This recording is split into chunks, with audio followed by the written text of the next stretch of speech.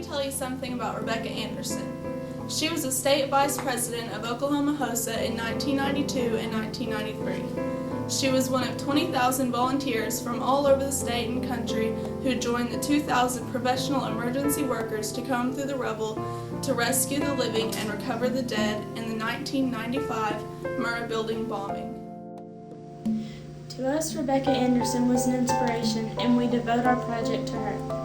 I'm Samantha Scott, and this is Tori Hicks, and we're here to talk to you about the Medical Reserve Corps.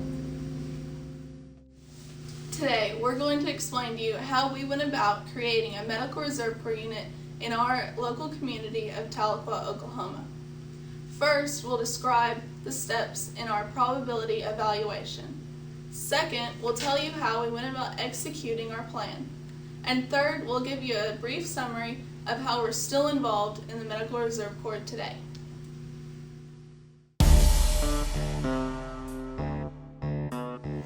Incident command is defined as a standardized on-scene incident management concept which allows us to safely and productively act in a disaster situation. And it just so happens that the Medical Reserve Corps is an organization designed to have a well-constructed plan in the event of a man-made or natural disaster. It also helps inform local area residents about health initiatives in their local community. In our research for this project, we found that our city's emergency efforts were divided. By this, I mean we have the Cherokee Nation on this side and the Tahlequah City on this side. Both have really great emergency management systems, and our goal was to combine the two efforts. And in the beginning of this project, we had an advantage because my mom just so happens to be a scrub tech at Tahlequah City Hospital, and Sam's mom is a paramedic at Cherokee Nation, which both gave us inside tracks to both resources. After we got the approval from our local HOSA chapter, we then decided that we needed to get community involvement. We then delivered personalized letters to community leaders consisting of the EMS directors from Tahlequah City Hospital and Cherokee Nation, the mayor of the city of Tahlequah, the chief of police, the administrator of the county health department, and emergency management coordinator and assistant coordinator. At our meeting, we described how we were going to go about doing our project. They were a little skeptical at first, but they finally agreed. After we got support from our community leaders, we didn't waste any time setting dates for recruitment meetings. Our meetings from the month of January to March were stressful, and at times we felt like we were failing. But overall, we succeeded our goal in creating a Medical Reserve Corps and gaining as many volunteers as we could. Kendall Darby is the state administrator of the Oklahoma Medical Reserve Corps, and we have worked hand in hand with her through this whole project of creating our Medical Reserve Corps in our community. She told us that if we gained 25 volunteers, then she would come to Tahlequah and do an orientation for us. We were kind of worried that we weren't going to have 25 volunteers because our meetings we didn't feel too sure about.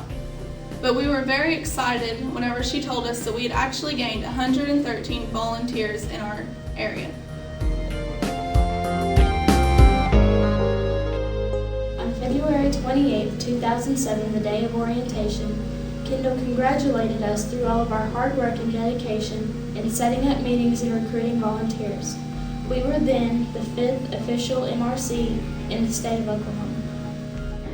After we completed our project, we prepared to go to HOSA State where we would compete in a community awareness competition. We surprised even ourselves when we walked away with first place. After Nationals, we had a lot of publicity and got invited to Washington, D.C., which brings us here to share our great success story with you and to let everyone know that with hard work and dedication, your dreams can come true.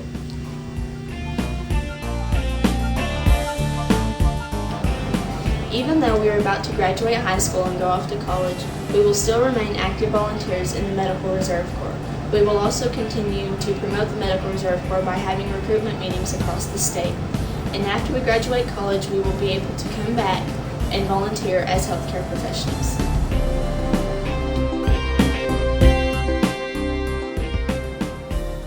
Now I'm sure you all are wondering, why are these two girls up here talking to us about something like this?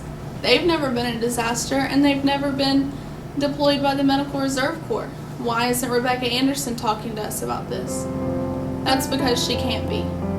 She never did regain consciousness April 19th after being struck by falling debris. She then died on April 23rd from intracranial bleeding. Rebecca's heart, eyes, kidneys, and liver were all donated as one last generous act. Rebecca was not a victim of this bombing. She didn't have to be there that day. She went with the sole purpose of helping others in need, and it cost her her life. After hearing this heroic story, Sam and I wanted to make sure that something as preventable as this untimely loss would never happen again. Because of the preparedness now offered by the Medical Reserve Corps, we believe we are on the right track.